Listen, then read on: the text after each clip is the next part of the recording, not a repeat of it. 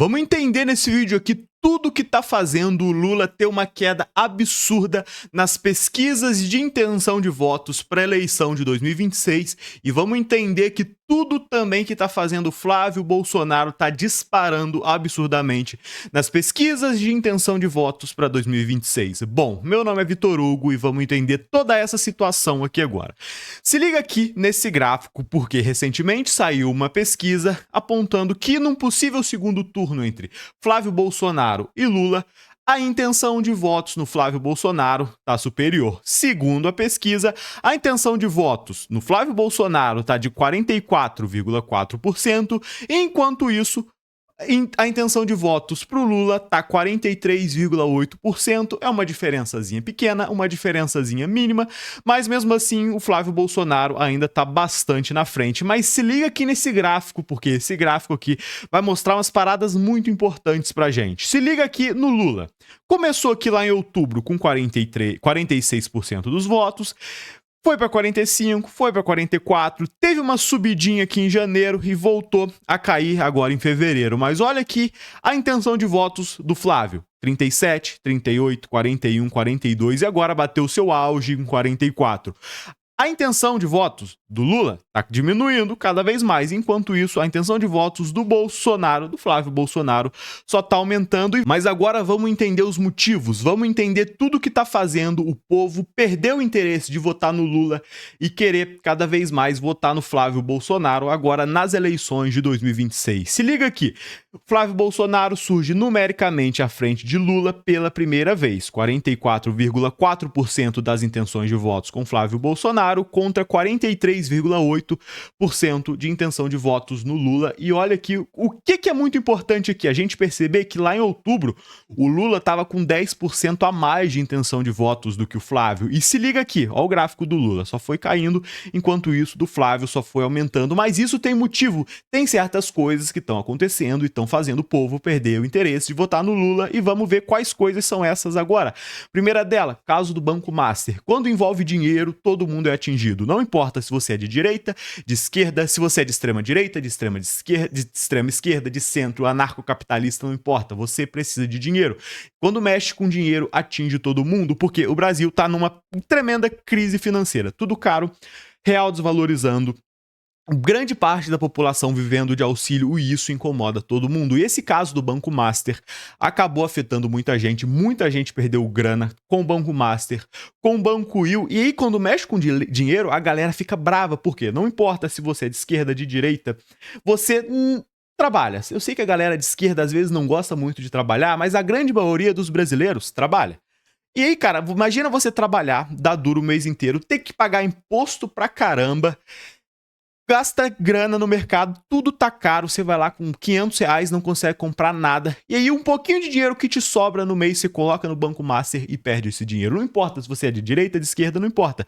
Você vai ficar puto, isso vai te deixar bolado, e isso tá acontecendo no governo Lula, tá fazendo com que muitas pessoas fiquem assim com a pulguinha atrás da orelha e percam o interesse de votar no Lula, porque quando mexe com dinheiro, meu filho, não importa se você é de direita, de esquerda, mas tem os comunistas, a extrema esquerda é comunista, mas pô, a gente sabe que na prática não é assim que funciona. Os comunistas brasileiros vivem de iPhone e roupa de marca, então dinheiro é dinheiro, cara. Todo mundo precisa de dinheiro. E outra coisa é o ruído com os evangélicos, porque para quem não sabe, no desfile da escola de samba que homenageou o Lula no Carnaval de 2026, teve uma reação negativa, porque eles colocaram os conservadores numa lata de conserva.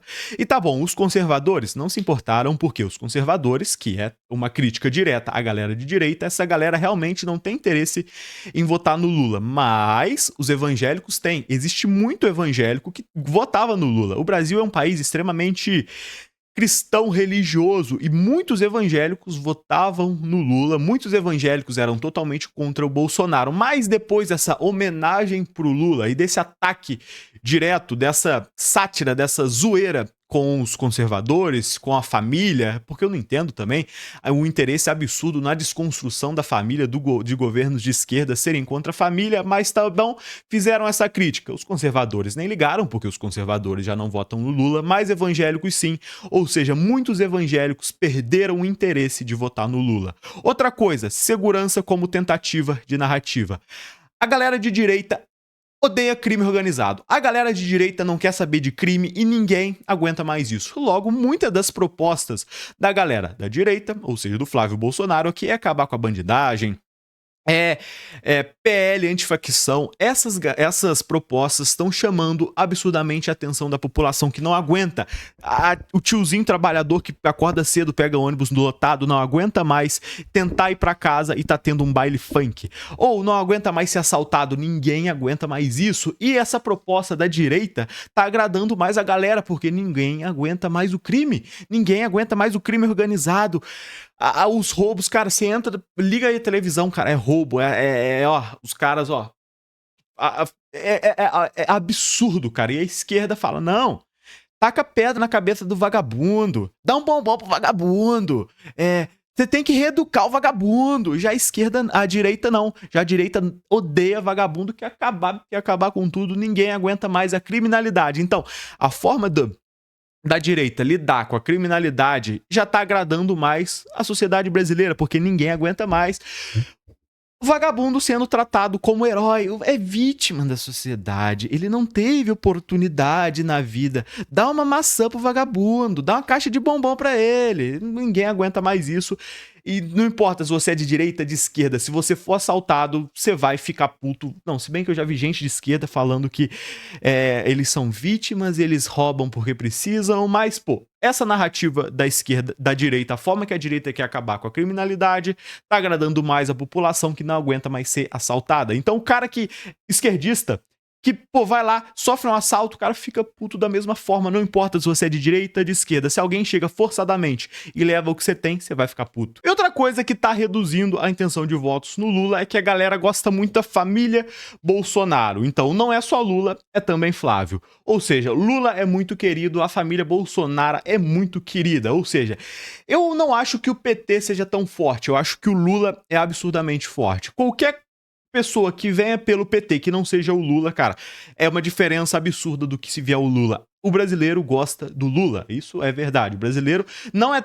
Não tô falando que grande parte dos brasileiros não gostam do PT, mas grande parte da galera de esquerda gosta do Lula e não efetivamente do PT. E se liga aqui. Noronha ponderou que o movimento nas pesquisas não decorre apenas dos... Vou até reler isso aqui de novo que eu até gaguejei. Noronha ponderou que o movimento nas pesquisas não decorre apenas de desgaste do governo. O movimento ruim que o governo está passando, ele coincide com a escolha que o Flávio. Ele se expõe mais, as pessoas estão tomando conhecimento disso e ele está crescendo. Na avaliação dele, o senador passou a ser percebido como herdeiro natural do bolsonarismo. Flávio também está sendo percebido com a real opção para substituir o Jair Bolsonaro na disputa e, naturalmente, ele cresce. E o resultado é o fechamento das curvas nas pesquisas. E aí você tem essas curvas se aproximando e fechando para o lado favorável do Flávio. Com mais de um ano até a eleição, o cenário ainda é fluido, mas o diagnóstico apresentado no programa indica que o recuo de Lula exige ajuste estratégico imediato, sob risco de consolidar uma tendência desfavorável ao projeto de reeleição. Ou seja, a galera gosta muito das personalidades. O brasileiro é muito fã das personalidades. Não tô falando agora da parte política, eu tô falando das partes de personalidade, tipo o personagem Lula, a pessoa Lula e a pessoa Flávio Bolsonaro. O brasileiro simpatiza demais com o Lula falando algumas paradas. Então, se o Lula fala, vamos tomar uma picanha, não, vamos comer uma picanha, vamos tomar uma cerveja, o brasileiro acaba gostando desse personagem, acaba gostando do Lula e às vezes ele vota no Lula por simpatizar com o Lula. Então, o Lula pode estar fazendo absurdidades no Brasil. Se o Lula for um cara carismático, vai ter gente que vota nele porque ele é a favor da personalidade do Lula.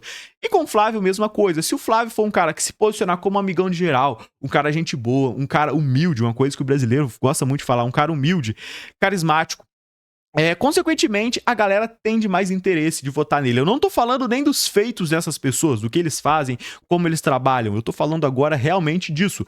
Do brasileiro gosta daquela pessoa. Ele não quer votar pelas ideias do Lula, ele não quer votar pelas ideias do Flávio, ele quer votar porque é o Flávio, ele gosta do Flávio, ele vê o Flávio como amigo, ele vê o Lula como amigo. Então, recentemente, o Lula teve algumas frases meio polêmicas que não agradou muitas pessoas, e isso tira a popularidade da pessoa Lula, da persona Lula. Enquanto isso, o Flávio, recentemente, pensando assim por alto, não falou nada absurdo, não tirou ninguém do sério, não criticou nada, então ele é um cara ainda carismático, visto como humilde, e o brasileiro gosta disso. Então, nessa parte aqui, não estamos pensando nos feitos, no que as pessoas fazem, nos seus projetos políticos, nas suas ideias políticas, mas sim na personalidade, em como essa pessoa é no dia a dia, ou na internet, ou em palestras, e isso muda muito. E pro Lula ele não tá numa época tão boa, não.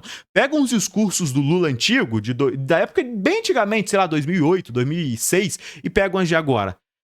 É outra parada, entendeu? E agora eu quero que você comente aqui se você tá mais pro lado do Lula ou se você tá mais pro lado do Flávio Bolsonaro. E se você assistiu até aqui, valeu pessoal, um grande abraço e falou!